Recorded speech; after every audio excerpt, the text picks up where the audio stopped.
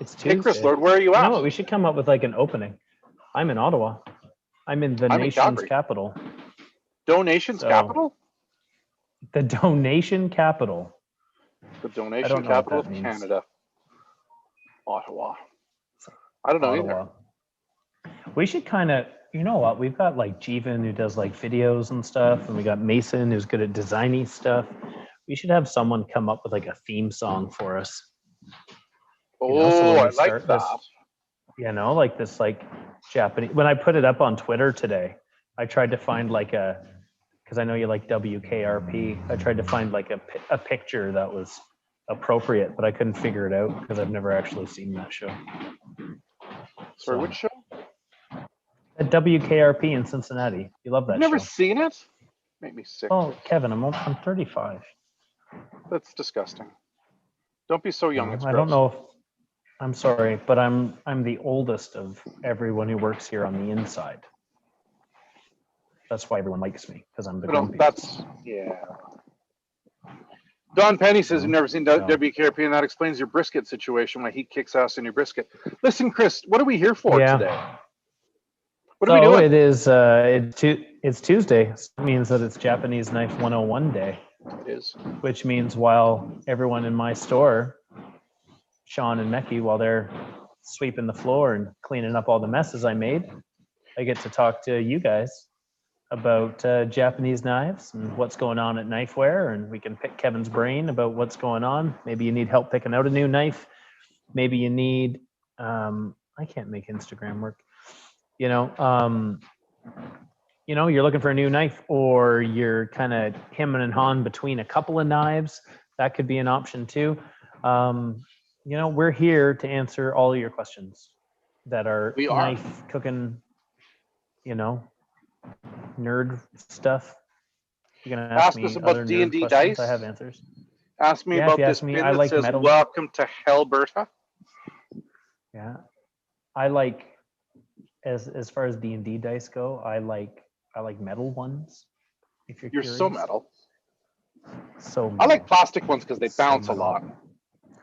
Yeah, I don't like chasing them though. That's the problem. Well, I like to roll them into a top hat. Oh, see, that's smart. That's smart. So what are we doing today? You had a plan. Normally, I have a plan, but first things first. I am smoking my computer first. No, I am running my yakitori grill there tonight. Okay. And I have to light some Bincho-tan. I light some Bincho-tan, so I thought I'd have this new method of lighting Bincho-tan where I just kind of scoop up some coals that are in here in my fire and then stick them at the bottom of the Conroe. How do you like that? And then I'm going to throw the Bincho-tan on top of that. That's a great idea. That's how I usually find it pretty easy to, that's how I normally light my Bincho-tan using other coals. I'm not, I don't have the patience to just light the Bincho on its own. Oh, because I find it goes a lot faster. It is, and I'm not very patient. Like everyone knows that about me. Ow! So. This fire's hot. Well, while you're talking about the yakitori and the Bincho and the wood and all that, Don, who was watching, came into the shop this week to look at a Tsujihiki.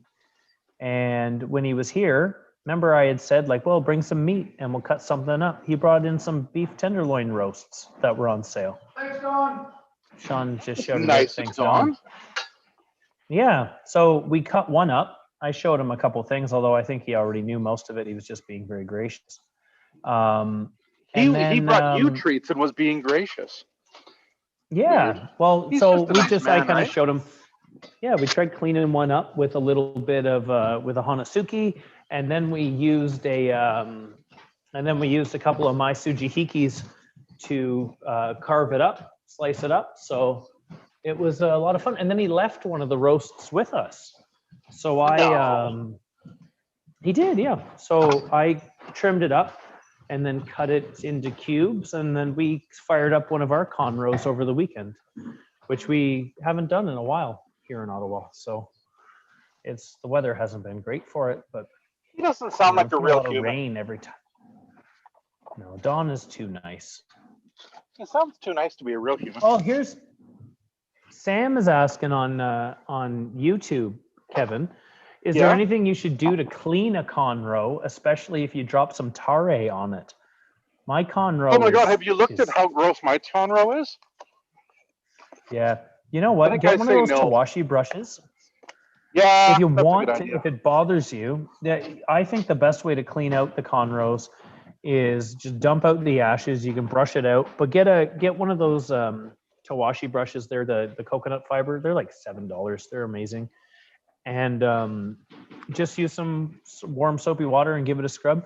Just make sure that the conroe's dried out completely before you light it again. Otherwise, your bricks will break, and then you'll be sad, and you're gonna blame me. Yeah, Sam, you can use water. Just make sure that it's actually dry. Is that the same conroe that you've had for a while now, Kevin? I've had this one for years, and I've been treating it super badly. Yeah, that's what I was going to get at. I've been trying to see how terrible they will become from bad behavior. Because I've been leaving it outside all winter. Yeah. And just like firing it up, but it's got like dumping the snow out and firing it up and all kinds of stupid stuff. Yeah. And I haven't broken it yet. Yeah, so like they are made of ceramic, so that would, yeah, you should be a little bit careful, but they don't require as much babying. I guess I'm not trying to tell you to be bad to it. I just know that now if somebody comes in with a broken one and says it's broken and I only used it on Sundays and kept it inside, I might be suspicious. Jean-Luc Martin, Kevin, is saying that he's been looking at the garage sale and wondering if the whale knives are for real.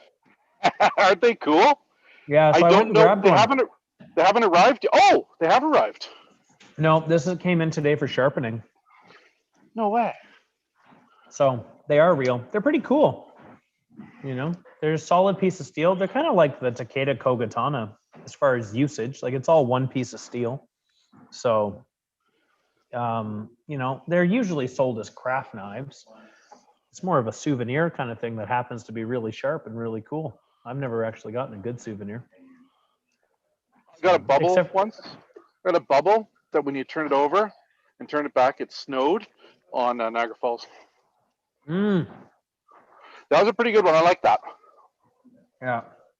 Chris, what are we doing here? We're not doing anything. I'm sorry. This is bad. Do we have any announcements? Do you have any announcements? Garage sale's coming up?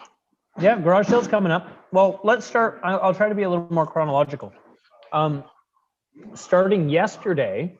Is there anything going on right now? Well, yeah, that's what I'm trying to say right now. Just let me talk. I can't. I'm excited. I'm fanning. So for starting yesterday and up until Sunday, any of our sharpening, normally we charge, $6 to $15 a knife to sharpen, and half of that would go to each store's got their own charity that they work with. Like I work with Operation Come Home. They work with Soul Street Food in Vancouver. They work with autism research in Alberta. And we would give half of our sharpening to these charities. But for this week, we're giving 100% of the sharpening to our local food banks.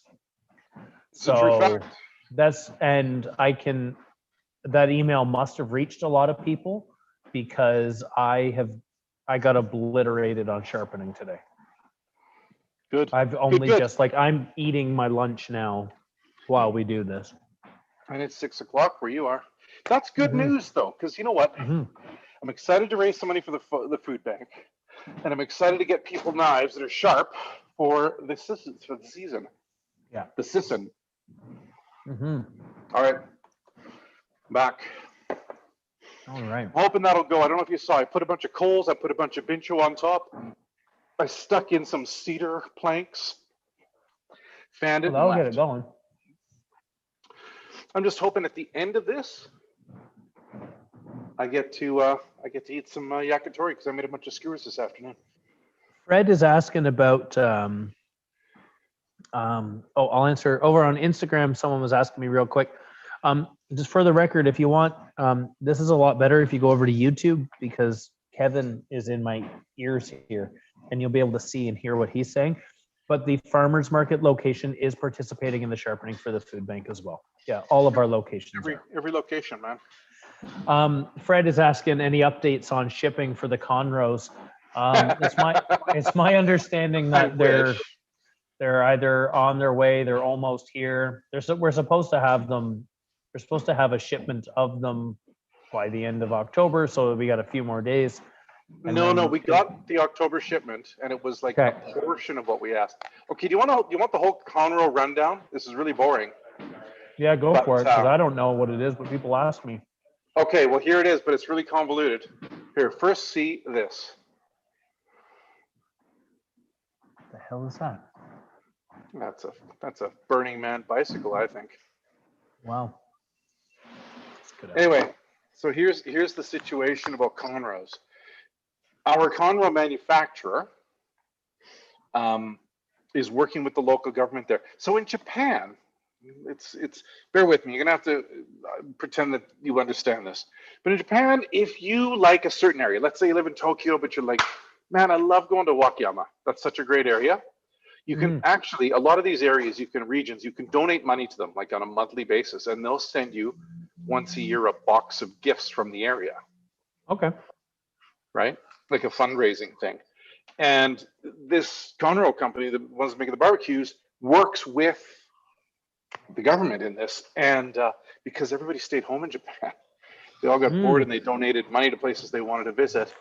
And they are basically under the thumb of the government to produce a ton of Conroe for them. So, yeah, I know it's really interesting and weird, but it also means that we are at bottom of the list, right? So we're getting as many as we can. Part of the order came in October. The rest of the order is coming in November. And I believe everything's already sold out. If it's not, get on the list. If you can prepay for one right now on a website, do it. If you can't, get on the list that says call me when this, or contact me when this is available, and we'll contact you as soon as it comes in. The computer does it, so we don't even have to touch it. We just have to tell the computer that they've arrived, and and that will come out. So isn't that interesting? I'm pretty sure Fred is already on there. And then he's asking how long should his tare last. He made the one from the Yardbird book, which I've never used. I'm making that right now. That's cool. It should, I don't know, reboil it if you think it's a problem. Fred, I made tare like in March when the stores were all shut down, and I'm still eating it. So. And I made tare today, and I'm going to still eat it today. Yeah, it's got a lot of sugar and a lot of salt in it, so I wouldn't worry too much about it. Listen, I've got some show and tell, Chris. Oh, why don't you talk about garage sale? Yeah, and I'll be right back. I got to check on my tare. Kevin's going to check on his tare, and he's going to organize a show and tell. But in the meantime, garage sale is coming up. There's a couple questions here about people looking for knives, so I'll get to those. But garage sale, if you don't know, is when we bring in a bunch of stuff that we don't normally carry. There's always, one of a kinds. There's some new knife makers. There's some scratch and dent. Sometimes we discount a little bit, but don't lean too heavily on that. It doesn't happen too much. The thing is, they're already priced to go, right? The scratch and dent stuff is discounted to go as well, right? But there's not like a lot of regular products. It's all weird stuff. No, it's not like Fujimoto's are cheaper during garage sale. It's not about that. No, but you might be able to buy the next line of Fujimoto's before they're released. Usually we have a big party. There's a lineup at the front door. It goes all week. The Monday is always bananas because everyone they're fighting to get into the store first to get first pick at everything. But it runs all week, and there's always a ton of stuff. It's a lot of fun. But we can't have a ton of people in our stores right now because it's not safe to do so. So we've moved the majority of it online. So a couple of people have asked, I'm looking at this knife. I can't buy this one and whatnot. It's because it's part of the garage sale. And it's all set up as a bit of a preview for the time being. We're going to turn that section of the website on at 10 a.m. Eastern time, November 16th. Then all that stuff is up for grabs. So start paying attention to that portion of the website, asking questions and whatnot now, because when that stuff gets going, like all those like one-offs, they're the first to go. Like in the spring garage sale, which was all done online because the stores were closed, Alex and I were sitting in here in Ottawa looking at the orders coming in on Shopify, and we had like bets on when this knife was going to sell. It was kind of fun. It was fun for us, you know. It was. But we can't have them in town in the shops this time. So no. So it's all online. Well, that's not. It's like 95% online. There's going to be a few things to send to each store for sure. Yeah. But we're going to be doing videos like this. We're going to be doing it on the Monday, which is the first day of garage sale, and then the Thursday we've got scheduled. I would anticipate there will be many more in between. There might be just kind of like an hour or like a daily 1 hour kind of video, just to help people choose the right thing, right? Because what we can do when we're live like this is you can say, I want to see this knife, and I can show you the knife up close like this, right? And show you the handle shape and show you what the blade profile is like and show the spine. And I'll even have a tape measure and a scale. So I'll be able to give you exact things, dimensions, stats, that sort of thing. Woo! Yeah, so Andrew's asking if garage sale are purchased through the website like normal. They are. Yep, they'll be shipped right to your house. Now, we anticipate a lot of shipping going on that day, so give us a day or two to get them out the door. We'd rather ship everything properly without mistakes than send you the wrong crap and have you to send it back and then wait until we can get yours back and send it back to you. You know what I mean? So we'd rather just take a little, like a couple days to do it right than to ship it fast and do it wrong. Before you start with your show and tell, Kevin, Todd is asking, he said, I saw something about you guys collaborating with a brewery to make your own beer. Can you elaborate? I can. We have honeybees. We keep honeybees in Calgary. And we keep the honeybees because we support a group called ABC Bees. And they propagate bees, and they love bees because, I don't know if you know this, Chris, do you ever eat food? I've been known to have food, yeah. Yeah. Have you ever drunk something that was kind of drinkish? Yeah. Bees probably made it. Bees probably made all of it. They pollinate food, and then other food eats it, and then other people make food out of the food. Anyway, we think bees are great, so we keep bees. And this year we gave 18 kilos of honey. It was a really good year, and the honey tastes really bizarre this year. It almost tastes like cinnamon candies. It has like a really spicy finish, like cinnamon candies. I know, so strange. Because Calgary had a very weird spring. It was like this: snow, 20 degrees, and it was just like summer started in 2 days. It was insane. And then it rained a lot, but. What I'm trying to say is Highline Brewery, we've given them 18 kilos of honey, and they've used the honey, and they've used some apples that were from the area as well. I think some of it from my buddy Jeremy's yard.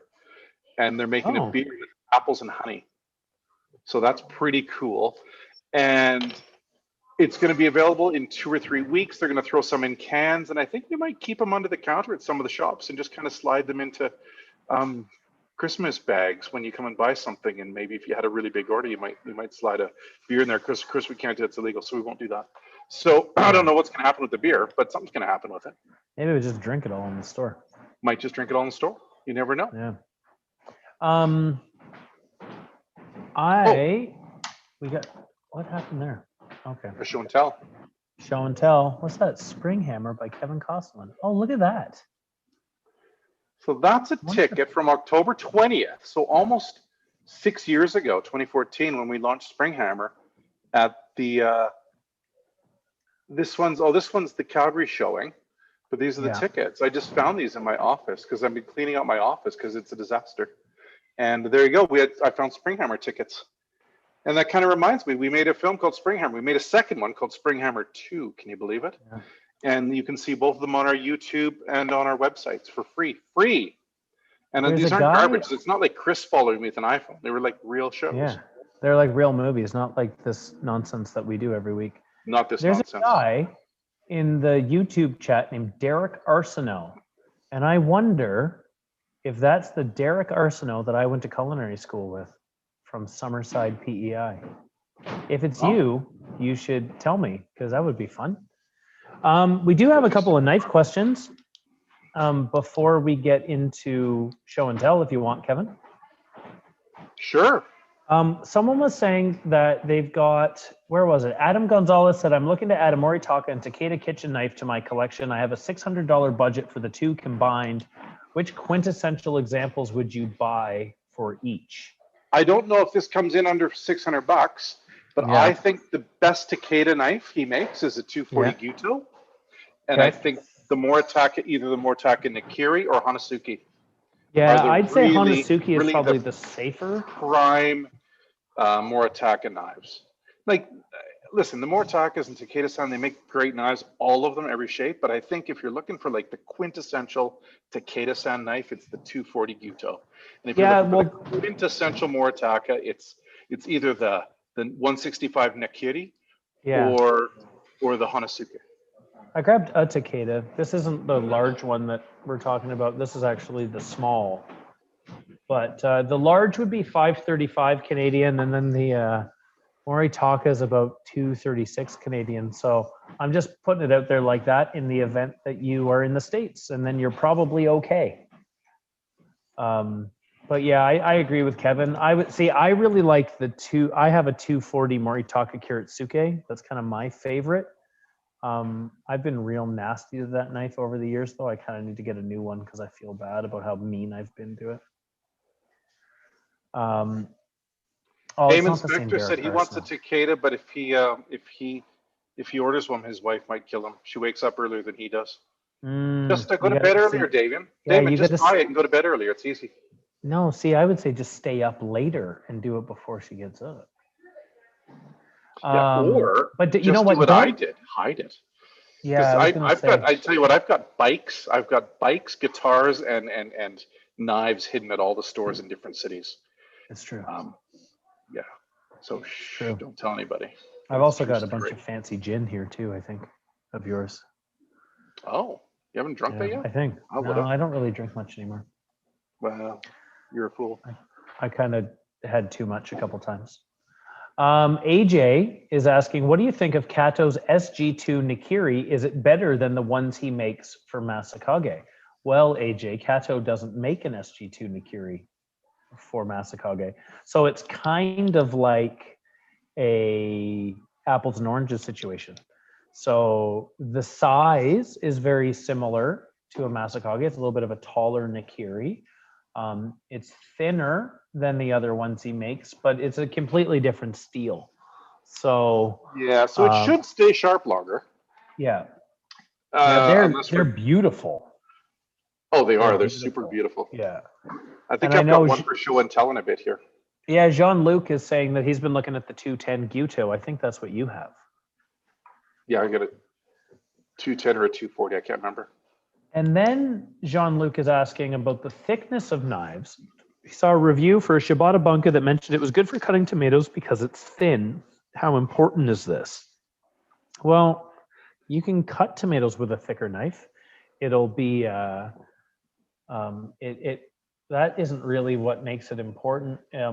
Thinness, I find, really comes into effect when you're dealing with denser things like potatoes, or like a lot of root veg, winter vegetables. If you're slicing a piece of meat, you're trying to get it real thin. It's kind of like thin to win.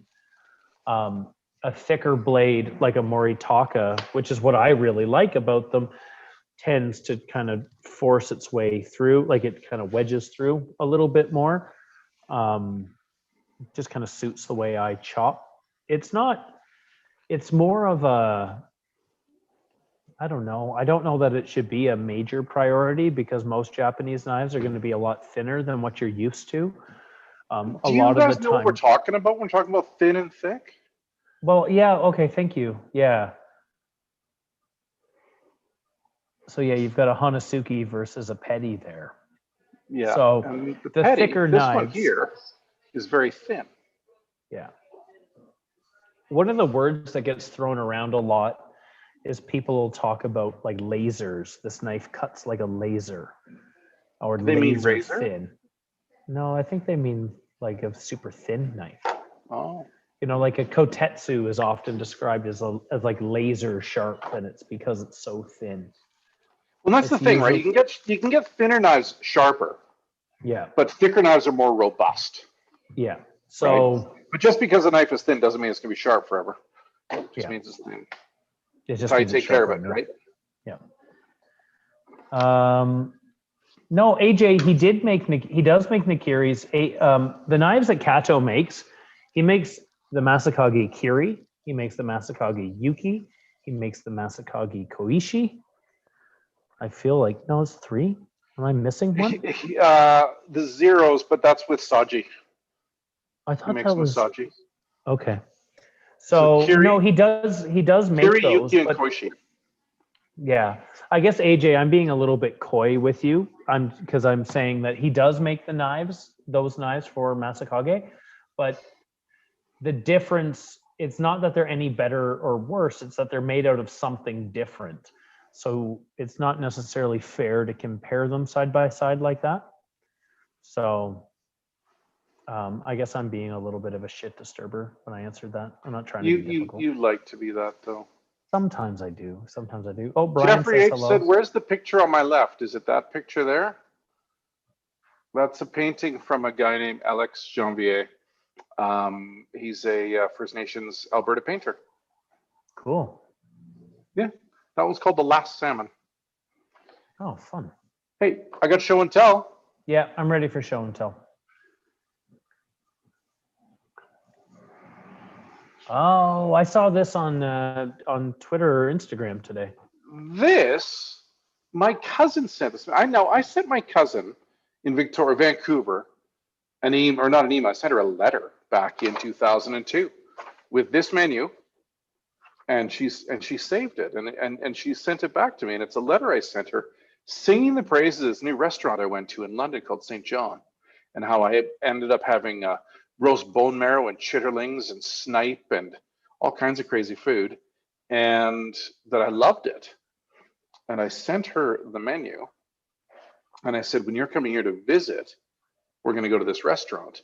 And by the time she came to visit, I was the sous chef at the restaurant. Ha ha! So what I'm saying is that restaurant changed me, changed the way I cooked, it changed my outlook on just how to run a business. So I think without my working at St. John, we wouldn't be here at this knifeware talk at all. This place was instrumental. So Fergus Anderson owns this joint. This is how often do you get a physical copy of something that is a turning point in your life? Yeah, that's pretty cool. That's pretty cool, right? Like this day in my life changed everything for me. And honestly, we wouldn't have knifeware if it wasn't for that place. Or if we did, it would be vastly different, not nearly as good. Oh, so that's kind of on fun show and tell. That made my day. I'm not one to reminisce, Chris, but that was really that was touching. Yeah, well, that place is pretty important to you. Mm-hmm. Over on Instagram, I'm not too sure what I'm being asked here. What's the Fujiro knife and Tojiro? Well, Tojiro is a company that makes kitchen knives in Tsubame Sanjo in the Niigata prefecture. We sell a bunch of their stuff. The Tojiro DPs, we got a really cool red-handled one. They have a handmade department called the Tojiro Atelier. That's where the Sugimori knives come from. I'm not too sure what you mean by Fujiro knife. Fujiro.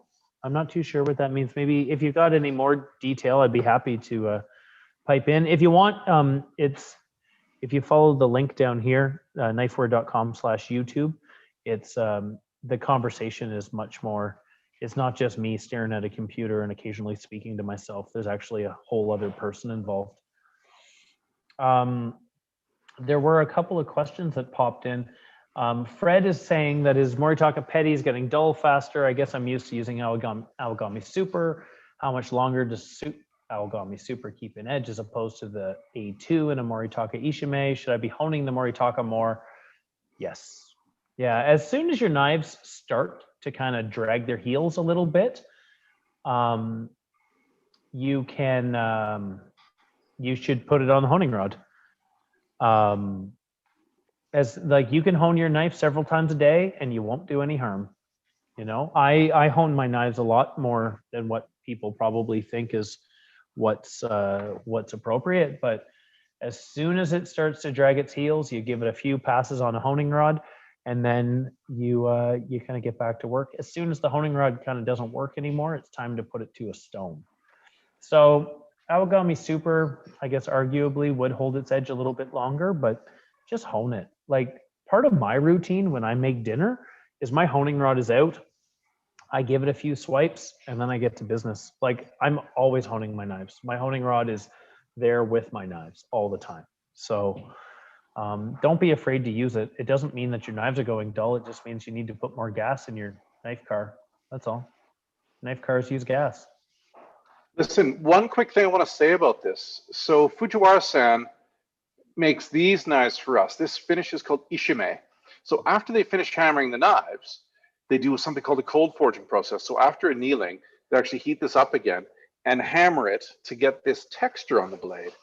Now, Moritaka-san told me himself, he says he really likes this. They only did it to hunting knives before. They never did it to kitchen knives.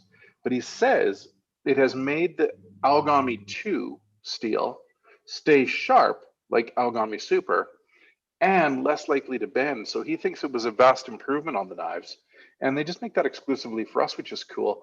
So I'm surprised Fred's saying it's not staying as sharp as Aogami Super as long, because Moritaka-san said it should now. Maybe it's a honing issue. Maybe just hone it more and see. Yeah. Because I know that I've got some knives that need more honing, but less sharpening than others, if that makes sense. I need to hone them more often, but I don't seem to need to sharpen them as often. Yeah, I find the SRS 15 is like that. I hone it all the time, but I almost never put it to a stone. Yeah, that stuff's crazy. Yeah. I think I've solved this question about the Tojiro, because our friend Ines came over onto YouTube and says, what's the difference between Tojiro and Tojiro Fujitora? And I just looked it up, and it just looks like they both look like they're the Tojiro DP and the Fujitora are both made out of VG10. I think it might just be like kind of a branding thing. Yeah, unless you know. Fujitora is the name they sometimes use in Japan because Fujita-san is the owner. Okay, well there we have it. So it's same thing, just different name. Iceberg is asking, oh, hey, Iceberg hangs out all the time. Oh, and someone named the Sharpen Shack joined on Instagram. Hello. 2 questions. How often and how do you maintain the Japanese handles? Mineral oil? ? Mineral oil works fine. I prefer the beeswax stuff that we have for the cutting boards. Yeah, use the board wax. So it's basically beeswax and mineral oil. Yeah. But yeah, just buy that Clapham stuff. I don't know if you got a jar of it there. I need one actually. Yeah, so I can wander across the room. Because I don't have one right now and I could use it. I'll chuck it across the country. Yeah, so if you find the handles getting dry at all, just rub some of that beeswax and mineral oil mixture on the handle. Leave it overnight, and in the morning, just buff it up. And I knew this was coming, but coming soon, we'll have knife wear, board and handle wax coming soon. Yes, Ines, we ship to Turkey. We even ship to every other country as well. So you're in luck. Where in Turkey are you? I spent some time in Istanbul and Antakya, and I really think that's a great country. Oh, Chris the Boog says he just uses bacon grease on the handles. Chris the Boog. Animal. Yeah, dirty bacon greaser. And when you're using the honing rod, do you do it trailing or leading edge? Well, I'll show everybody what that means, and you're not going to like my answer. I'm going to like it. My answer Istanbul is a cool city. You're very lucky to live there. I ate the best peach of my life in Istanbul. You know about this, Chris? I bought a peach this big in 1999 in Istanbul. It was 2 days after the huge earthquake they had. Everything was bad. bricks were falling out of buildings. Everybody was Oh, sleeping wow. in parks, including me. And just on that one day, I walked down to the river or down to the ocean or down to the shore and bought the biggest peach of my life. And I ate it, and the juice was running down my elbows. And I was almost in tears knowing that I would never eat a peach this delicious again. I knew I was at the pinnacle of peach. So there you go, Istanbul, right on. Yeah. So iceberg, yeah, the way that I do this at home is, I guess this is a leading, or no, I guess I don't know how that is. I would say, yeah, no, I'm not. Leading, I think. This would be trailing, where I'm going so. away from myself. Now, the way I do this is not the easiest way to do it. This is how I was taught in culinary school. This is how they do it on TV. And if you don't, that's really how I do it. Yeah, I find it's not the easiest way to learn, though. Like, no, this is the smarter way. So if you put it down on the table and then you kind of set your angle, we're aiming for 15, and then you swipe it. It's a lot easier to figure this out. It's a lot easier to teach a person to use it like this. It's not as scary. You're not swiping a knife at yourself. It doesn't, to be perfectly honest, it doesn't matter if you lead or trail.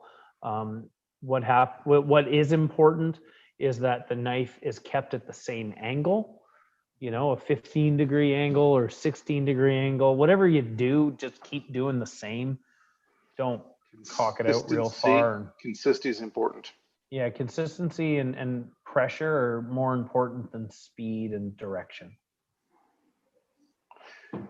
Do you ever use a leather strop after? This is my Honer guitar neck. So this is actually the same guitar necks that Prince used to use. Although I use it because I popped all the frets off, and I've planed it down flat, and I've glued Latigo leather on it here. Mm-hmm. And this I use as a strop. And do you ever use a strop at home, Chris? I do, yeah, I've got one too. I do almost always.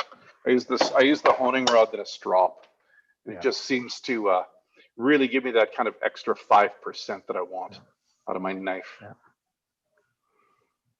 Yeah, iceberg, whatever works for you is really the right thing to do, to be honest. I know that a lot of my opinions about sharpening technique and so on tend to frustrate a lot of the real knife nerds, because I'm pretty laissez-faire about it all, and I don't really speak in absolutes. But if it works for you and your knives are getting sharper, then that's the right way for you to do it.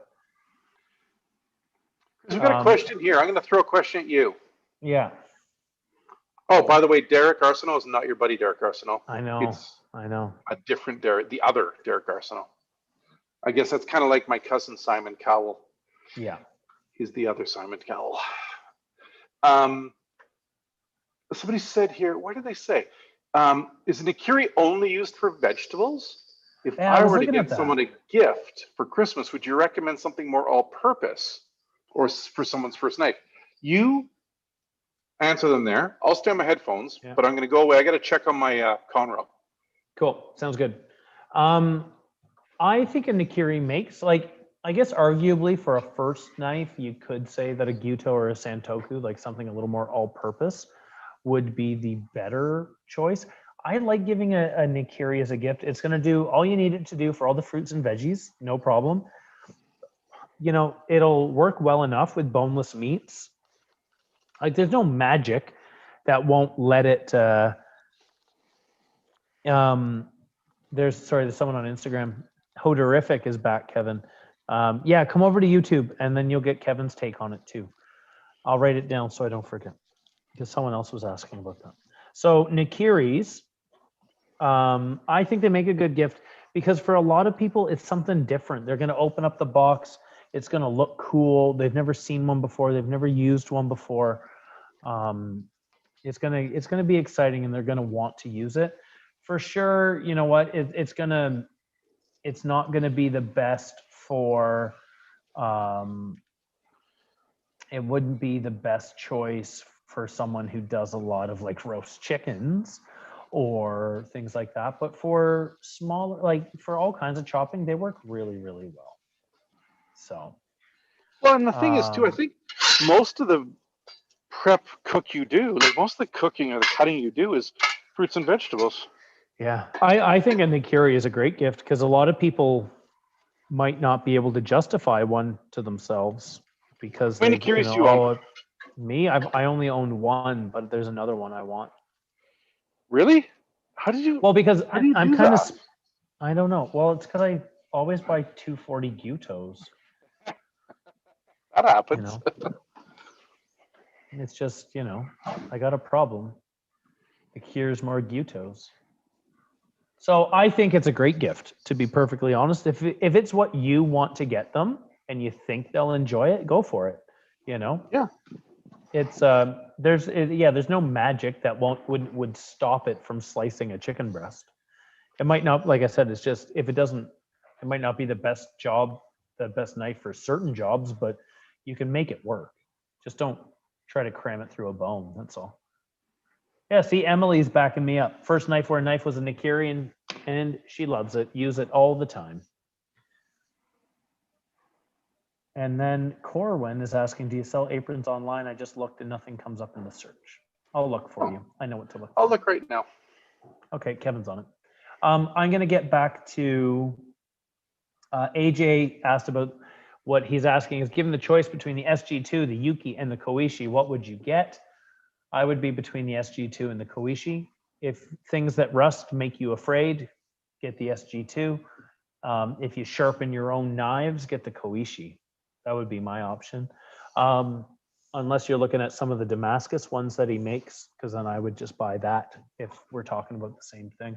The Damascus SG2 from Kato is absolutely stunning, and I would buy that because it's going to be sharp like a Koishi, and I've got a lot of Kurochi finish knives and less Damascus knives. So You do have something you like, which is that. I've kind of got, I got a type. Do you know what? I can't find our aprons online. Maybe they're turned off. We'll look into that, Corwin. I'm just going to send Ellie a text right now and say, "Where's our aprons?" Yeah, yeah, we do have them. Then, won't she? It's called, yeah, she'll deal with it fast. Damon says, speaking of knives as gifts, isn't there a superstition in Japan about gifting blades? I don't know that it's just stuck in Japan because when I was in culinary school, yeah, my mom used to be really nervous about giving me knives as presents, and that's all I ever asked for was knives and cookbooks. And the D&D dice. Don't. That's when I was working in restaurants, the nerd stuff really calmed down. Really? Yeah, they did. Well, I was working too hard. I didn't have any fun. So well, we do have fun now. I do have fun now. So yeah, the superstition is that if you give a person a knife as a present, then you will sever your relationship with them. But what you can do is you can give it with a coin. And if you, geez, that cat's big now. Oh, she's tiny. But the other one's huge. So say Kevin gives me a knife as a present.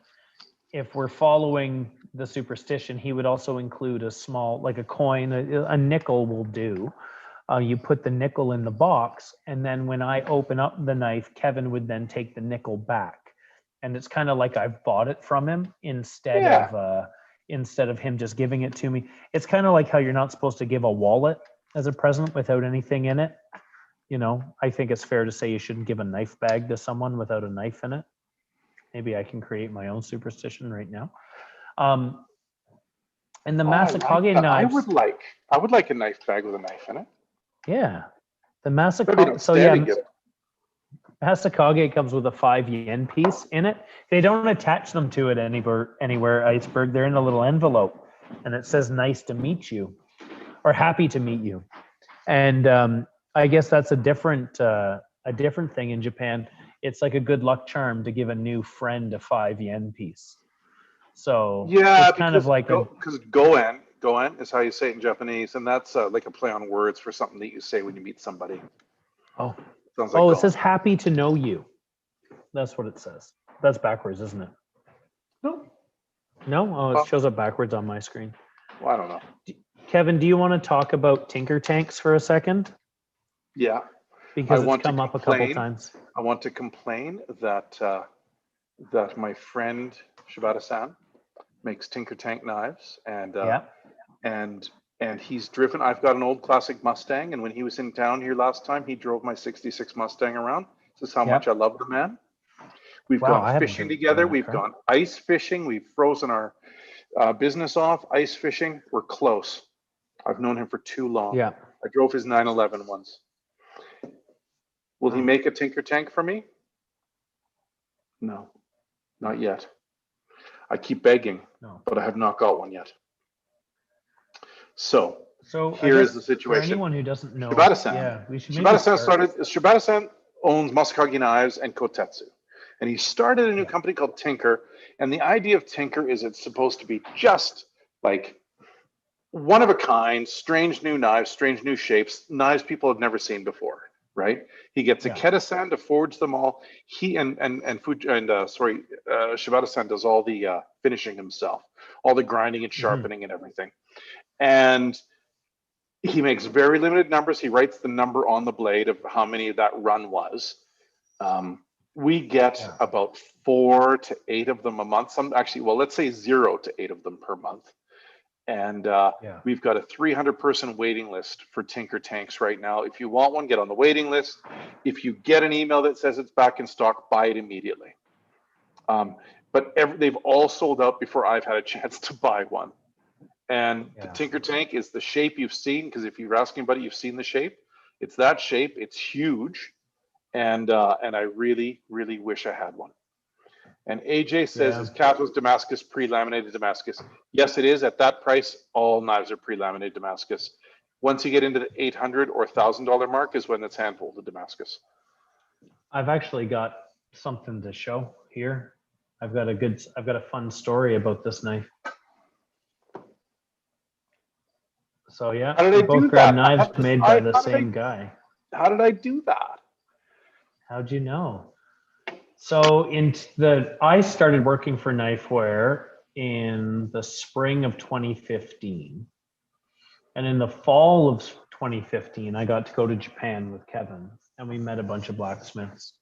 Well, he knew them, but I was getting pulled around. I learned a ton. It was crazy.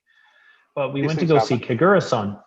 And this is one of his knives. Now, this Kagura-san makes his own Damascus. Now, he's since retired, and every now and again, he'll make like 6 knives and text Kevin, and Kevin gets them.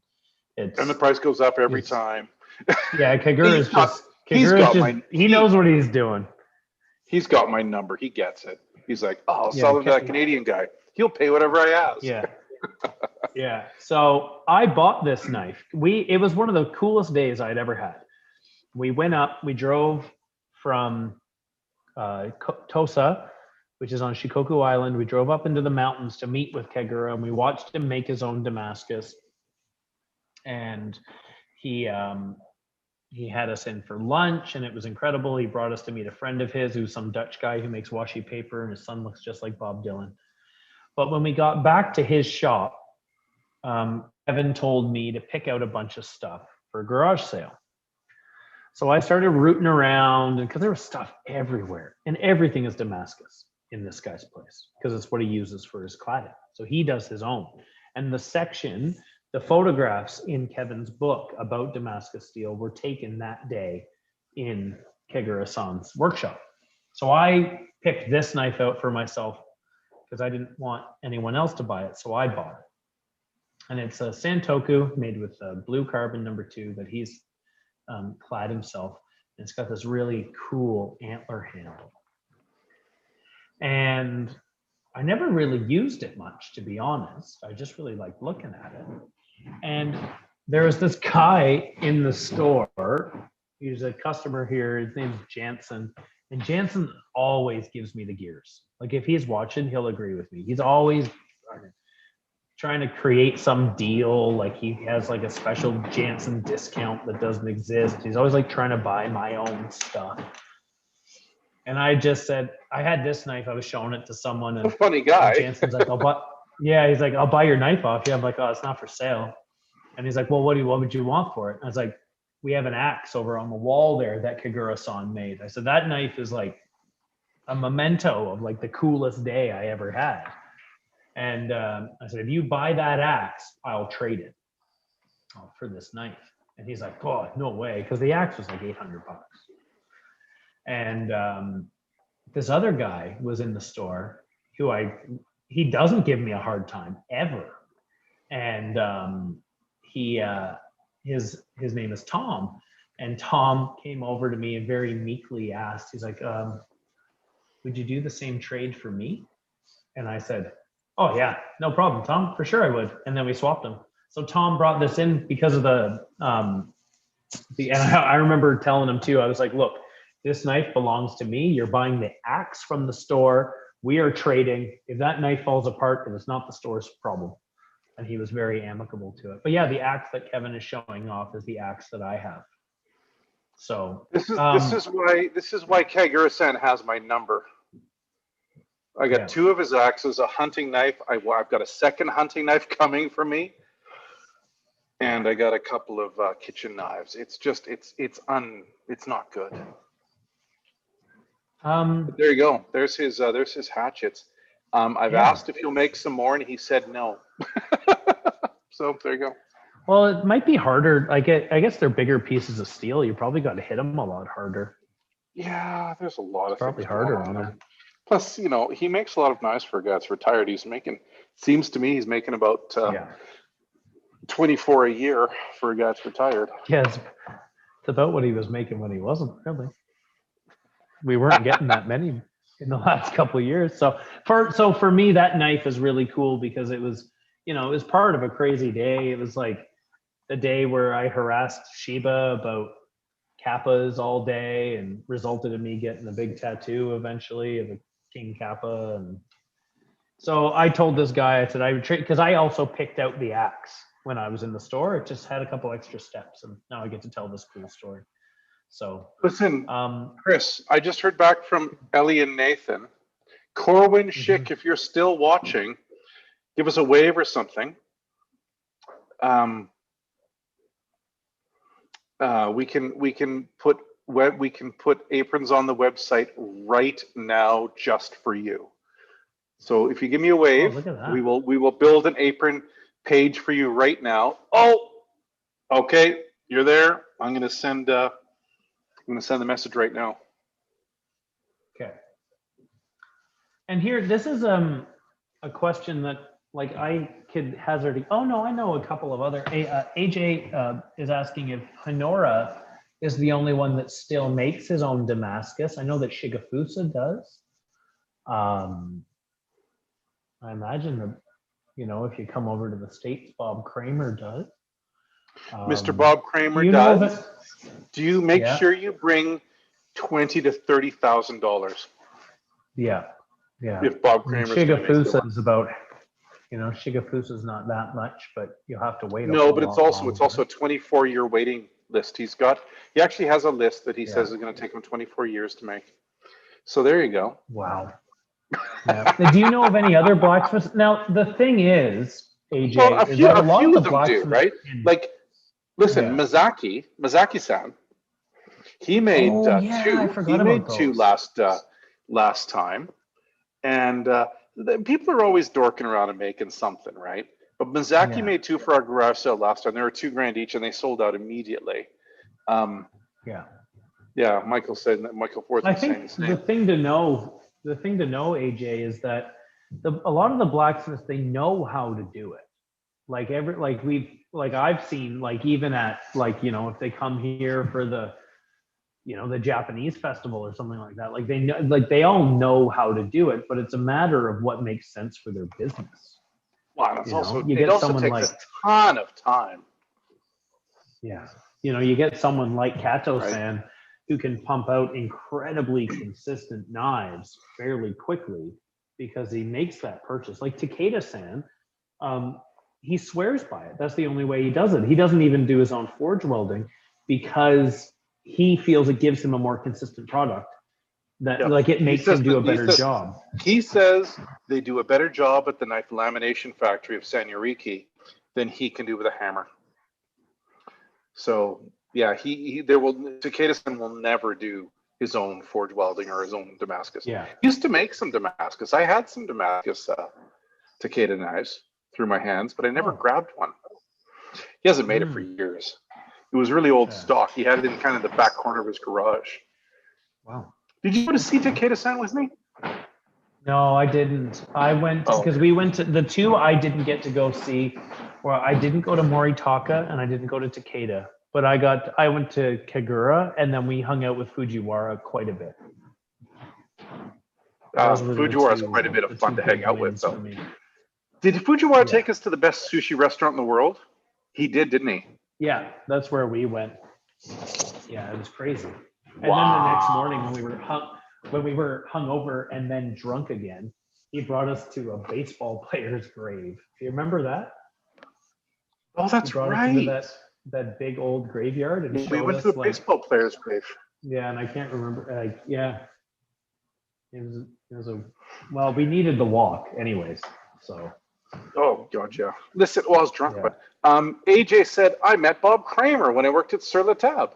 He did a sharpening demo. Oh, cool. Well, keep watching. One day, Mason is going to finish editing the sharpening video that Bob Kramer and I made together at the Vancouver store 3 short years ago. Yeah, stupid. But AJ, you might find this interesting. I wrote a book called The Knife Nerd Guide to Japanese Kitchen Knives, and Bob Kramer informally edited the Damascus section just to make sure I got my facts right. So that was nice of him to do. He's a good guy. Hey, that's what you said. If I could afford his knives, I'd love one, right? I just don't seem to have 20 grand just kind of kicking around for a knife. Remember when you were very seriously considering that knife you made out of that gun? Yeah. Like that was like a real. I was seriously considering that. I think the only reason you don't have it is because someone else considered it less than you did and just bought it.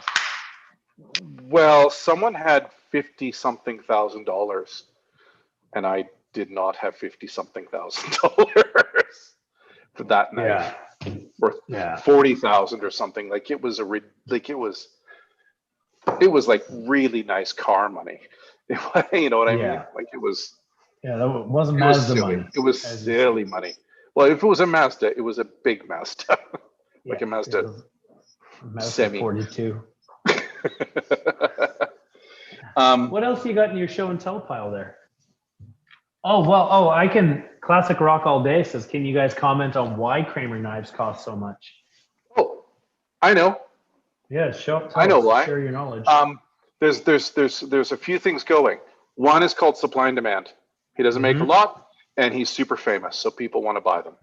Yeah. So he can charge whatever he feels like, and he sells them all by auction. 2, he makes flawless knives. Like his knives, the fit and finish are fucking flawless. They're beautiful. They're amazing. 3, he's gone so deep down the rabbit hole now. He's got his own crucible forge, so he actually melts down steels that he likes, and then puts more things in them and analyzes them, because he's shooting for certain characteristics. So he's actually fiddling with steel recipes to create the steels he wants.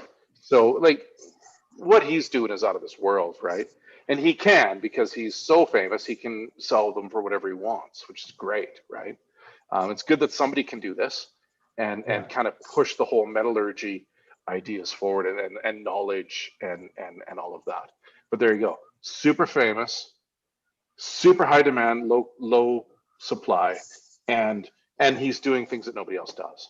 Oh, and flawless, like fit and finish are perfect on his knives. So there you go. That's why they're so expensive. Classic Rock All Day. Could you play me the Beatles, please? I don't really like the Beatles. Do you like the Beatles, Chris? I don't know. I'll change the channel when the Beatles come in. Yeah, see, you know who there is a band that I actually do absolutely hate. It's the Red Hot Chili Peppers. So does Nick Cave. Oh, really? Yeah. Well, at least there's a meme with Nick Cave on it saying, whenever I hear something on the radio that's really terrible, it's always the Red Hot Chili Peppers. Oh, nice. Look at that. Look at. Did you see what just happened? Corwin asked, do you sell knives online? And I made a text, and look at that.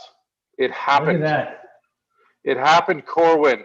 You can go there and you can buy an apron online right now. I can't promise it'll be the prettiest page, but there you go.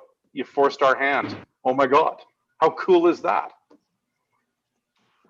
Yeah. Come on, no, that's I cool. don't know That's what it is. That's web page on demand. That's amazing. Yeah, that's a running around Nathan right there. The hardest working man in the world, really.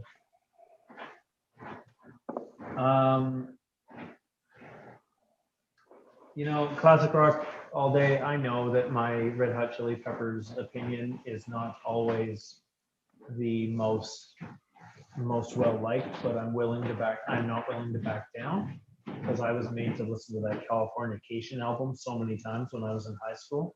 Yeah, Sean just walked out over this. He's well, talk about it. Do you remember the Christmas party where, what was it, Green Day or Offspring that I was insulting? It was Green Day. It was Green Day. You were shit talking, and Eric, the assistant manager at the time, got so upset, and Alex just kept egging you on. Yeah, it was pretty good. No, it wasn't Eric. It was Eric's wife. It was his wife. That's right. Yeah. I didn't know people cared about Green Day that much because they're pretty shitty. Yeah. But what do I know? They're not as bad as the Beatles. Actually, they're as bad as the Beatles. I'm not interested. Yeah. Classic rock all day. Beatles, Kevin Green just doesn't Day, like them. Beatles, Green Day, Red Hot Chili Peppers, Eagles. I know I'm like the dude that way, but I worked with a guy that played the Eagles all the time. He would play the Eagles, and then I would play John Cale. Yeah, no one would get along in there. This went on for years. And then the other guy played Fear of a Black Planet every day for years. Did you remember in that? Where I really like that album now. Yeah, there was. What about REO Speedwagon? Speedwagon? I like Rio. Rio's good. Oh, that song by Duran Duran, Rio. That's their best one, I think. I like Duran Duran. They got the silk suits. They got the boats. They got the song called Rio Speedwagon. Yeah, I like them. Don Penny says he changes the station if U2 comes on. I gotta watch how I talk about U2 because of the Irish in-laws. They like them, but they only like them because they have to. Like, no one actually likes U2. But they prefer Shane MacGowan. You'll always make a friend if you just say you like Shane MacGowan. Oh, one of the first times, like when I first started dating my girlfriend, and I used to drive a Jeep, and I showed up out front of their house listening to the Pogues. One of my favorite albums is From Sodomy and the Lash, and that's because it's brilliant. It's brilliant. It's great. And I pulled up, and obviously, like the Jeep, like there was no roof, and everyone could hear what I was listening to. And Maeve's father was like, what's he doing? Like, why is he? And she's like, I don't understand. He actually likes that stuff. It's not, I wasn't like trying to like be faux Irish. I just actually like it. But enough about music for a moment. Although it seems I was raised by wolves. Classic rock all day says you can't like REO Speedwagon. I don't. And Duran Duran, I don't really. But not like the Beatles. No, I really don't like them. Yeah. No, and then Fred says, I think it's more of a if you can draw a line straight from the Velvet Underground to the band, I like that band. I think that's the pinnacle. If it draws a line from the Velvet Underground and Lou Reed and John Cale, I think I like that. The Beatles don't. The Beatles don't do that. Fred says, in my defense, Californication is terrible. The older stuff is much better. Green Day is shitty. So there we have it. Fred, you are right. Green Day is absolute garbage. It's only Offspring is worse, and I say that together because I used to listen to both at that same job as all the time. Man, I made them listen to so much John Cale. He would have been very popular. We've got some knife questions here, Kevin, that we should probably we should probably do our job. We haven't even got to the subject yet. No, and at this point we probably won't.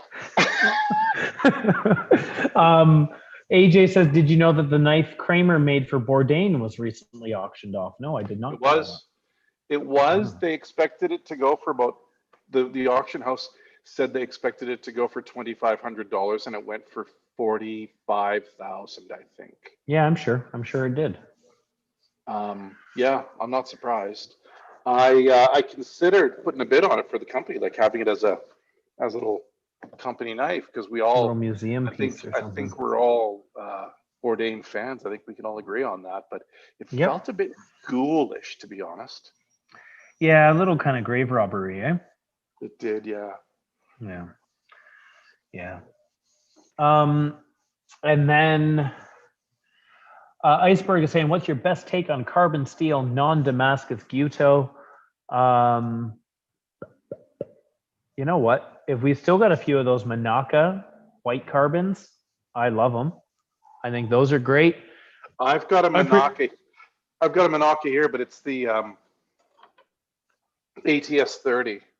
But the carbon ones look like this, but Kurochi. Yeah, but they've got that gorgeous. same pattern there. Yeah. And, dude, these are wicked. These are from Manaka. Mizaki also makes brilliant carbon steel Gutos.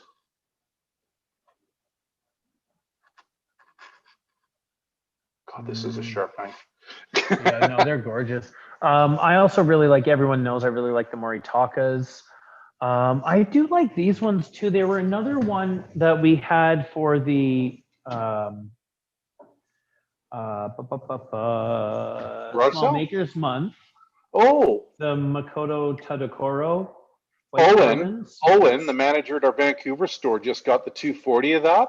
And yeah, that's what I'm holding on to. Blown away. He loves that knife. Yeah. In fact, his review of that knife got me very interested in getting that knife as well. It's got a really large primary bevel, which might kind of lean into Nestet's question about laserish, thin mid-weight, thin behind the edge, tougher for poly cutting boards. It doesn't have the stainless clad, but that would be a really cool option. I really like, if you want something other than Moritaka, yeah, Manaka is a good call. You can, there's guaranteed to be something in the garage sale by I don't know, maybe I shouldn't use the word guarantee, but any of the white or the, a lot of stuff that are in, so you can ask me. Okay, something like from Onru in blue carbon is likely to be in the garage sale. Like, I would look for something like that. I like his. As you know, I can't go to Japan right now. Yeah. But Naoto and I have been going to Japan via Zoom every evening. So every evening we go and talk to somebody. So we actually talked with Fujimoto. Okay. Last week was Friday. Thursday, I think it was Thursday. We talked to Fujimoto. Yeah, and you had to kick me off. Fujimoto. You had to talk to them. Yeah. And Fujimoto is making us a third line of knives. Oh. They are white carbon steel, and they've got a black Kurochi finish, but a really roughed up Kurochi. Not as quite as scaly as Takeda's, but similar. With a really wild handle. We selected this handle that's white oak, but the whole thing's been charred a little bit, so it's golden, and the butt end of it is charred quite black. Cool. So it's a charred white oak handle and they're going to be inexpensive. I think a Santoku is going to be like 130, 140, 130, something like that. Wow, that's incredible. Yeah, dude, they're going to be awesome. And those are coming in March. So I would say get the 210 of that. And if you're after a 240, it's not going to have a 240. It's going to have a 210, a 240 Tsujihiki, a 210 Gyuto, a Santoku, Nikiri, and a 135 Petty. So it's not a huge line, but I think it's going to be a cool line and super high performance for the dollar. How do you feel about that, Chris? That sounds pretty exciting. Their knives are awesome. That handle sounds really cool. Oh, dude, the handle's so cool. I've got them sending me a few, and I think I'm going to stuff one on one of the blades I have. just to try it out, you know. Wicked. Yeah. Just to see. And then do what I do, stick it through the dishwasher and do stupid crap to it. Kevin, you need to think about a story. Todd is asking any stories about working as sous chef at Fergus Henderson for Fergus way back in the day. You think about that while I tell AJ, who has purchased a Sugimori Gyuto from Knifeware on our recommendation and he loves it. Would you ever consider selling other Tojiro Atelier knives made from other steels other than VG10? Garage sale. Garage sale. Yeah. They often turn up in garage sale. It's more to do with, and you know, Kevin can correct me, but it's more of a matter of what can they make on a consistent basis in quantities that we can stock in our stores. The problem is now that we have 6 shops, and the online's busy, and the problem is we burn through a ton of knives, right? And some of these makers just can't make enough of certain things for us. Yeah. Because we just need too many. So which is why we do the small makers month now. So we have the small makers category now of people that can't make us knives for the whole year, but they can make us knives for part of the year. So we bring them in when we can, and they're available when they can't. Kind of like asparagus or strawberries, right? Yeah. So think of them as a seasonal item. And we can get some Tojiro Atelier stuff, but it wouldn't be for the whole year. It would just be some seasonal stuff. So maybe let me know what you're if you're looking for something in particular, and we can look for it in particular. Iceberg Mama does not like the red color on the Moritaka now. It's too bad. I love it. He's saying he's lucky to have a rosewood with the black collar. The problem with that rosewood is that company called Gibson Guitars. Yeah, they lied about where they got a lot of their rosewood from, and then they created a problem. Basically, importing rosewood has become a really difficult thing. But Chris, I hear there's some relief in the future. Oh yeah. I hear that there's some laws changing about small quantities of rosewood, like handles instead of fretboards. Oh, okay. So I don't want to say anything yet. Yeah. Look for some changes in 2021. Cool. That's fun. Possible. Yeah. Possible ones. Possible. Nesdet is saying, hey guys, in search of a Gyuto for Pro Kitchen using a Mac Pro right now, but upgrade to something 240, laser-ish or mid-weight, thin behind the edge, something tougher for poly cutting boards. Carbon steel with stainless clad or semi-stainless would be perfect. Anything come to mind from your inventory? That's a lot. That's, you know what, you'd probably really like, you know what you'd like? You'd like this one. Kotetsu? This Haruyuki Shiso. Oh, dude, that's probably fucking right on. Oh, yeah. Heck right on. Yeah. So, yeah, super blue carbon steel, stainless steel jacket, really easy to take care of. It's nice and thin, but it's not so thin that I would be terrified of destroying it while I'm at work. You still got to be careful. Like you and I were both chefs for a long time, and we know that those laser knives that some people like are just not going to hold up in a kitchen. Right? Yeah, they're good for more controlled situations. Yeah. Yeah, I would like a kitchen that was slow enough that I could handle a laser knife and not wreck it. Yeah, like you see a lot of cooks will buy, and it's not like, you know, I don't want to paint everyone with the same brush, but you know what, like a Kotetsu might not be the best option for a day-to-day cook in like a high volume place. A Kotetsu fits his description perfectly. Yeah. But I think that Shiso is a way better knife for it. In your book, you mentioned Atelier makes knives out of SK5. Is it possible to get a Gyuto? Yes. Yeah, most likely. You know what? That's a send an email. I'm sending a text right now, but send an email, please. Yeah. Send an email to Kevin@knifeware.com And then I just put in the comments there for Nested. And if I'm saying your name improperly, I'm sorry. I'm trying my best. It's a new one for me. I put the Haruyuki Shiso. That's the line that I had just shown. That's one of my favorites. I really like it. It's $329 for a 240 made out of Algami Super. Yeah, they're incredible. I think they're an amazing value. Someone is asking if we know whether the Eden, this is over on Instagram, if the Eden Takara knives sold by Knives and Tools are made by Kurosaki. The only word I know in that is Kurosaki. I don't know what Knives and Tools is or Eden No, Takara. I don't know what any of that means. Yeah. I'm Sorry, not man. sure, dude. I suppose I could Google it. Yeah, I'm but doing if the same. If it doesn't say Kurosaki's name on it, I can't imagine it is.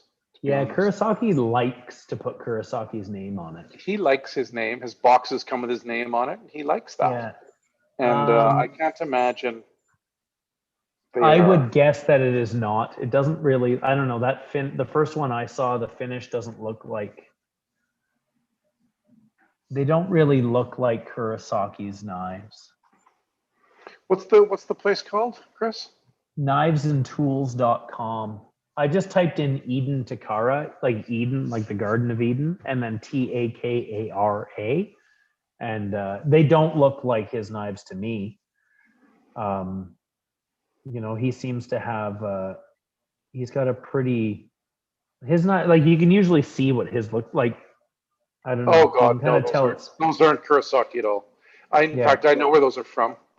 Okay. They're from Seki. They're from a little maker in Seki. Also makes knives. Sometimes they're called tomahagane. Oh, okay. Kevin says they come from a small maker in Seki, and they're sometimes that he'll make knives that go under the tomahagane name. So and others. Hopefully that helps. You know, yeah, it's kind of in that part of Japan. It can be a bit funny about you know, who makes what and what name is on it. It's usually like, it's kind of like the last one to touch it gets to take the credit kind of thing. So Classic Rock all day still wants to talk to us, even though we have insulted his knives and shocking. Yeah. Terrible. We haven't insulted his knives. We insulted the Beatles a bunch.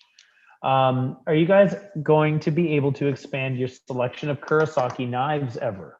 Well, garage sale is a good time for Kurosaki stuff because he kind of like, there are certain, like kind of, it's a bit of a theme. Kevin, I've got a meeting with Kurosaki here right away. Okay. On Zoom. And what we're talking about is giving him a whole case at our stores and filling it with what Kurosaki wants to make. Because he's doing himself a bit more like a designer these days. Yeah. Like, this is what I'm making this season. This is what I'm making that season. So we're talking to him about filling the case just with what Kurosaki wants to make. Hopefully that gets us more Kurosaki knives and a really cool selection. And we got a ton of stuff coming for garage stuff from Kurosaki. Yeah. But bring your pocketbook. They're all pricey. Yeah. Like there's one that I have my eye on for me already. Yeah, it's probably got a funky handle. Yes, it does. Yeah. Why do you say it like it's a problem? No, I don't. I feel like I can picture what it looks like. Well, it's awesome. Yeah. I've come to know you quite well over the past few years. And I have a feeling that I know what kind of knife you're super stoked about from Kurosaki. Yeah, it's over the top, ugly, crazy. I bet you it's got some kind of galactic purple handle. No. Are you sure? Maybe. Yeah, I've got your number too. Kagura texted me first. You're on the right track. Yeah. Listen, I got to go check on my coals. Okay. I'll be back. We haven't done anything today, Chris. We've really failed today. No, we're doing a good job. There's been a lot of good questions. about Chris, knives, and we are I was going answering to them. unpack. I was going to unpack all. Can you see those? I was Yep. going to unpack all of these knives Yeah, well, that just and gives then someone a reason to watch next week. You change know, them over. I just, like I feel we failed, Chris. no, well, you know, we haven't. It's because they have questions that need answering, and that's why we're veering. One, I feel that Um, isn't the first time we failed either. no, well, it's you know what? If they show up expecting anything other than this, then you know we've only really failed the people who have no idea what we're like that are just We wandering failed the across. people that had expectations, not people that Yeah, know. but you know the people who keep turning up, they know that we're a couple of boneheads who What you're can't get saying it is done. it's their own damn fault. It's their own fault, you know. If you, If you just didn't show up, yeah, you this know, wouldn't like, happen. I don't know what I'm saying anymore. You should see these coals, man. I think I finally made my barbecue so hot that I will blow up any yakitori that goes on here. Oh, nice. AJ is asking, is there a connection between Masutani and Ryosen knives? And I had only learned this recently. Yeah, they're brothers. There is a relation, isn't it? Yeah, they're brothers. So, they have different trains of thought, you know, but Masutani is all about making. Very different trains of thought. Yeah. Yeah. Kyle says he's still waiting on the potatoes. Yeah, he knows. He knows that we're a couple of boneheads. Oh, potatoes. Yeah, Masutani. I bought oil. Chris, listen, I bought oil and potatoes that day. I know you did. Yeah, we just, you know. Did my chair get shorter? Maybe. I'm trying to say that Masutani is focused on making a really good knife that is like amazing bang for buck, where his brother is kind of shooting for the stars a little bit more. You know? Yeah, the Masutani stuff is great. I love it. I've only ever seen one Ryosen knife. We had one in our store. Listen, there's that Ryosen VG10 Western handle Damascus knives that are popular. And I think one day we're going to carry that knife, Chris, but it's not going to say Ryosen on it. It's going to be cheaper because he doesn't make those. He doesn't make them, Chris. Oh my God. You're letting the skeletons out of the closet. He doesn't make them. Do you know who else doesn't make that knife? Hattori doesn't make that knife either.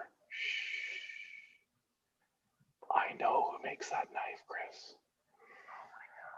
I might have eaten a bunch of dumplings with him, hiding from a typhoon once. Oh. No, you don't, because there was 3 guys there.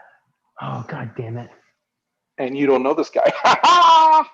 Well, that's not fair. But I did. Talk about the differences. Well, it's really like, you know, any of the Masutani knives that I've seen, I think I actually got one in here now. The big difference is Matsutani is trying to make the biggest bang for the buck. Super cheap knife for a super good, like a super great knife for a super cheap price. And Yosen is trying to make fancy works of art for expensive price. Yeah. So this would be one of the Masutanis. This is Santoku. Can you hold it a little bit closer? Can you hold it closer and not move it around so much? Just let the camera focus. So a very different look from his brother's knives, but the handle's just as nice. Oh yeah, I love these handles. They're super comfy. They're nice and thin. Don Penny says he's only buying one more knife this year, unless he sees cool ones. Yeah, I know what Don Penny's up to. Yeah. He's just like us. Fred, the shins are pretty good. I've never heard of them. They're probably not good. You listen to stuff like them. No, I like the calves. Yeah, but not the shins. That is a dad joke. Oh, I haven't read any dad jokes today. Yeah, I know, Kevin. Oh my God, my dad joke book is gone. So it's because the kids probably got sick of you reading from it and they stole it from you. Somebody stole my dad joke book. That's what I would do. Oh, okay. Thank God. All right. Well, give us a dad joke.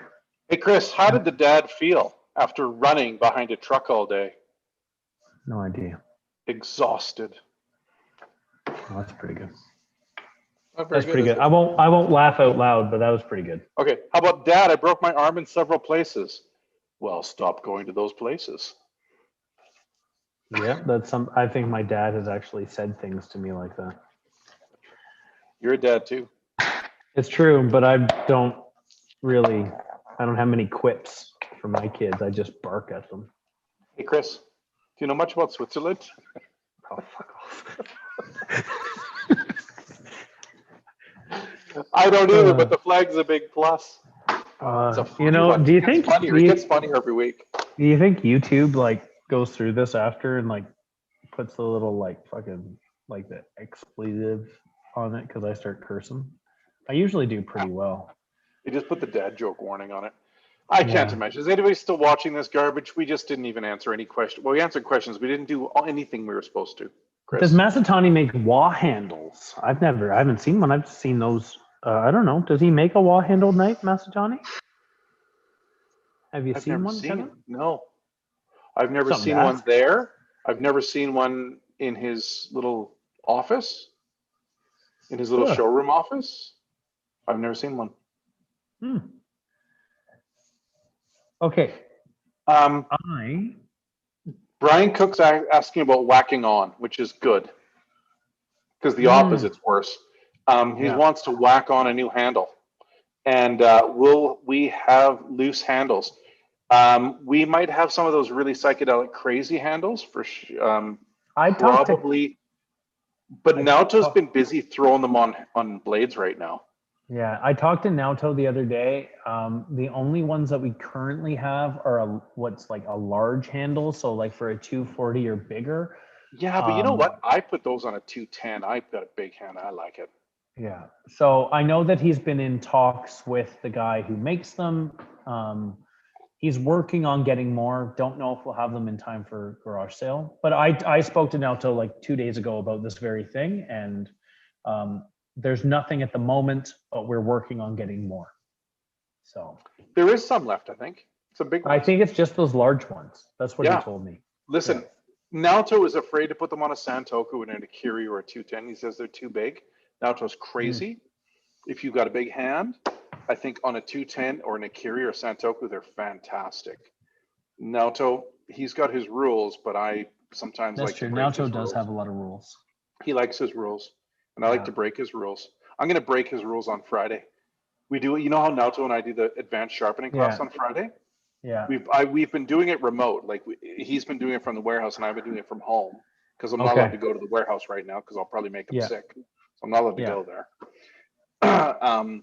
So I think this Friday I'm going to sharpen with Naoto. I'm going to set up my stones and make him. I'm going to try to outdo him. Oh yeah.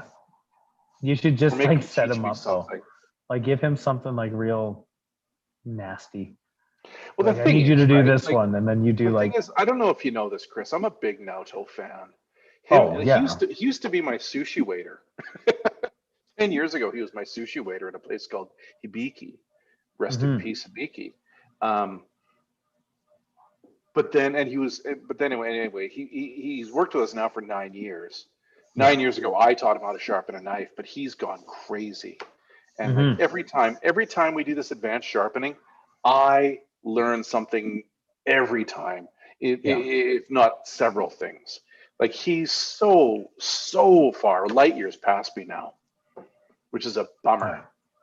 AJ says, what do you think about Konosuke knives? We used to carry them, we don't anymore, and there's reasons. I have one. So do I. I think we have the same one. I got a mirrored one. Yeah. Is it a 270? Yeah. Yeah, I have the same knife, yeah. Oh my God, really? Yep. I think I've got it right here. I bought that knife because I was... Yeah, that's the one. Yep. Yep. That's my... I'm going somewhere and I want... It's so shiny.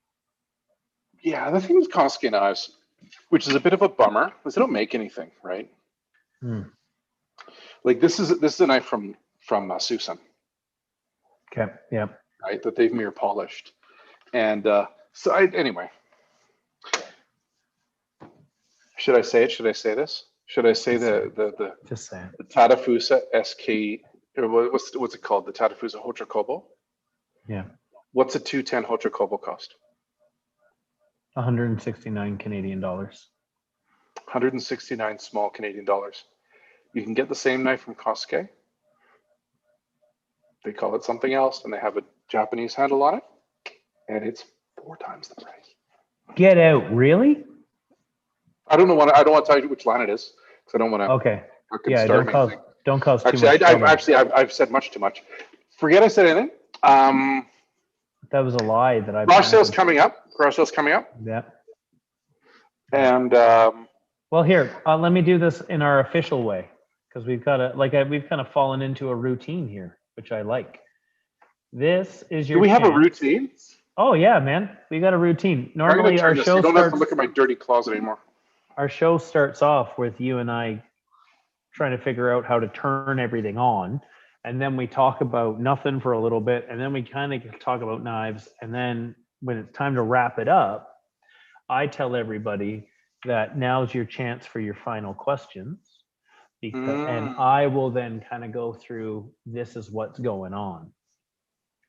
So ask your questions. You got a few more minutes for us to get answers to you. AJ, I'm not telling you. I'm sorry. I said too much. But anyway, AJ. some knife makers, there's smoke and mirrors going on, and I don't like those, so we don't buy them. So that's that. There's a few big brands that people ask us why we don't buy, and there's reasons, and I'll leave it at that. And that's, you know what? Why don't you have Shigeki Tanaka? I don't know. We're trying. We can't have every knife. Yeah, there's not that, like, it's a pretty big. Listen, Meki's asking me what other brands do you hate? I don't hate Konosuke. I think he's a lovely man, and I think their knives are great. I've got one. Look. Yep. Right here. I showed it off even. I don't hate them. Oh, he's saying, no, Kevin, he's saying what other bands do you use? Good. That's, good. The Beatles. Yeah. Yeah, I don't like the Beatles, man. Yeah. There's a lot of bands I don't like. Yeah, there's you know what? There's like 8 bands that he does like. You should just ask him what those ones are. Yeah, Velvet Underground, Destroyer. That's it. Yeah, well, you like Nick Cave. Oh, I like Nick Cave. Yeah. You like Nick Cave and the Bad Seeds. You like that Sparkle Horse guy. Well, I like that guy. Yeah. Yeah. I've listened to The Beautiful South lately, which seems out of step really, but that's been quite fun. There's that Morrissey character, Morrissey and Johnny Marr. They played together. I like that band. You like them too? Yeah, maybe I like some bands. A couple. You like a handful. So get your questions in while I run through this. Oh, we're getting on Instagram. Someone asked if we've made Heston's chips yet. No, probably not. What was the brand that was similar you recommend? Oh, Tadafusa. The Tadafusa. I'll type that in for you. Tadafusa. Hochokobo. Hochokobo. Yeah. Sorry, man. Your world got rocked there. Okay, so going on right now, we're doing a sharpening. I guess, I don't know if promotion is the right word, but we've decided to donate 100% of our sharpening proceeds to our local food banks. So normally when you come in to have a knife sharpened, you half of what we would give, or half of what we charge you, goes to a local charity. I work with Operation Come Home. They're located here in Ottawa. They work with at-risk youth. They're like an employment and counseling based group. I really like the work they do. I sit on the board of directors with them and do all kinds of stuff. So that's, we're really happy to support them. But for this week, everything goes to the food bank. I'm looking off to the side because there's a poster there that has all the words on it. It's been a zoo as far as sharpening goes. It's been busy anyways since we've reopened the stores, and I would urge everybody to give yourselves a little bit more time when getting your knife sharpened. We cannot always do it for you while we wait like we used to. And Calgary used to be able to do that, and Calgary is like on the 2-day system now. It is really, we're really getting rocked hard. Naoto takes some of the knives to the warehouse, and I take some home. sometimes Yeah. now. That's the new Yeah. plan. Is I'm taking knives to my house and sharpening them there. Yeah, Like, we've it's got someone crazy. sharpening in off hours here in Ottawa. Alex comes in when there's no one else in the store. Do you know Calgary has 2 people sharpening full time per day? Yeah, that's nuts. That's a lot of So knives. we've got 16 man hours, plus we're adding Naoto and me to it as well. Yeah. So it's for a great cause and we do a good job, but please give us a little bit more time. Okay. And if you're watching somewhere where you can't just walk into the store, you can always mail them in. You might, we won't give it to your food, but we'll give it to our food bank. And for the record, like the Wu-Tang Clan gave the Ottawa Food Bank a ton of money this year. So it would put you on par with the Wu-Tang Clan, if that's your speed. That's great. Kevin, I can see. We got some more questions here. Yeah. We got some more questions here. Like, what is your favorite knife that you don't own yet? Oh, look, Kevin Kent asked that. My favorite, yeah, like your face is right there, man. You know what knife I'm really enjoying these days, and it's not the one that everyone thinks I'm going to say. It's this one. Oh, you don't have a Honyaki knife, do you? I don't have a Honyaki knife. You need a Honyaki knife. We all do. Yeah. Oh. So I'm really enjoying this knife. I think if I bought it though, it's like one of those knives that I would be afraid to, and I don't really say this very often, but it's kind of like that Kagura axe I have, that it's like so sharp that I don't know if I could ever get it as sharp or as nice looking again in my entire life. Once you sharpen a Honyaki knife, you realize one of the greatest things about Honyaki is they sharpen insanely easy. Oh, is that true, or are you messing with me? That's absolutely 100% true. Okay. I have a Honyaki knife. I've seen it. Yeah, it's pretty. I never use it. I have it. I love that I have it. It's one of those things. I have it and I love that I have it, but I don't generally do it. We've got another question here. It says, Chris, why are you so damn good looking? I think it's just like you're suggesting it's the mustache. Yeah. Well, my mustache connects to my ears. It didn't. You always though. You're very. I've just kind of embraced that. You're very lemmy. Mm-hmm. Yeah. I had a beard during lockdown, but then I cut it off because I couldn't get a mask on. I didn't like it. It was like weird. So my beard was huge. Do you remember? My beard was massive. Yeah. I gotta get some scissors and trim it. I actually just keep shaving it off, to be honest. The whole mask thing is a game changer. Listen. Yeah. Well, I've been given a nickname by a group of people that I kind of got to stick with now. Well, you're like in a bona fide bike gang now. It's the Hells Angels, right? I am, yeah. No, not true. No. What bike gang are you in? I'm in a bike gang. I joined a group here in Ottawa called the Bikers Against Child Abuse. And that's about it. I think it's fascinating, and I think what you guys do is fantastic. Yeah, so I'm pretty new, so I can't really speak in too much detail about what goes on, but the long and short of it is that the group exists to create a safer environment for abused children. So we offer support in the means of kind of showing up and empowering the children not to feel afraid. So it's amazing what a group of 20 motorcycles parked outside of your house, where I'm the little one, can do to empower a child. So it's pretty cool. I'm really glad to be a part of it.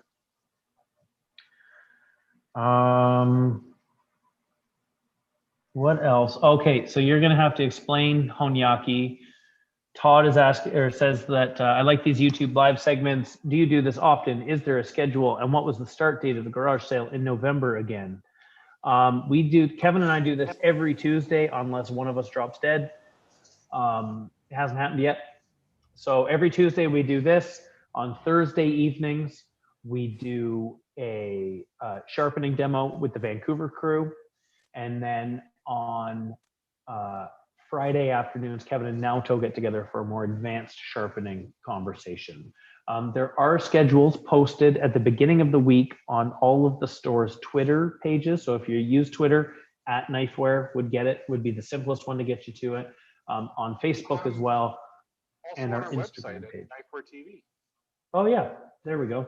Knifeware TV as well. So, but that's really it. Thursdays is Kevin and I, or sorry, Tuesdays is Kevin and I. Thursdays is sharpening with the Vancouver crew, and then Fridays is Kevin and Naoto for advanced sharpening. And the garage sale starts on November 16th. It's Monday. The website is gonna go live at 10 a.m. Eastern time, and it is normally it's a big event that we have in the stores. We got all kinds of crazy knives we don't normally have.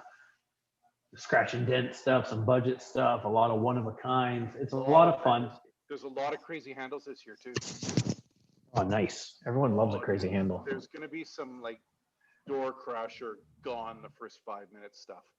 We're going to do a preview of the garage sale either Thursday or Friday before, and then Monday, Mike Rinch and I. Mike, who you might have seen some of his videos on YouTube where he tries to chip knives and show you how not to use knives. Yep. Oh, he's doing one with a glass cutting board coming up. I don't even want to talk about it. I smashed my mother's glass cutting board. That's what you should do. It's a piece of glass that's masquerading as a cutting board. It's awful. I broke it, but I bought her a larchwood cutting board. Because you're a good son. I'm a good boy. Good son. Yeah. And a mama's boy, and it's nice because I met Big Deb and I'm scared of her. Yeah. Should be. Because she's terrifying. She's strong. On the Monday of garage sale, Mike and I are going to be live about 10 minutes before the garage sale's live. We're going to answer questions. We're going to hold up knives. We're going to have a tape measure and a scale. It's just going to be 8-hour broadcast live of knife nonsense. Ask any questions you have. We'll help you shop and get the right knife for you. That's our biggest plan, to get you the right knife. And then we're going to do it again on Thursday. Yeah. The stores have a limited stock for garage sale. It's mostly going to be online. Like a lot of in the stores are going to have some more like kind of the door crusher kind of stuff. So, by all means, come for a visit. We'd love to help you, but all of our regular kind of COVID restrictions are in place. So, limits on the number of people in the store, hand washing, masks, the whole kit and caboodle. So, did you explain what Honyaki is, Chris? I haven't had a chance yet. Okay.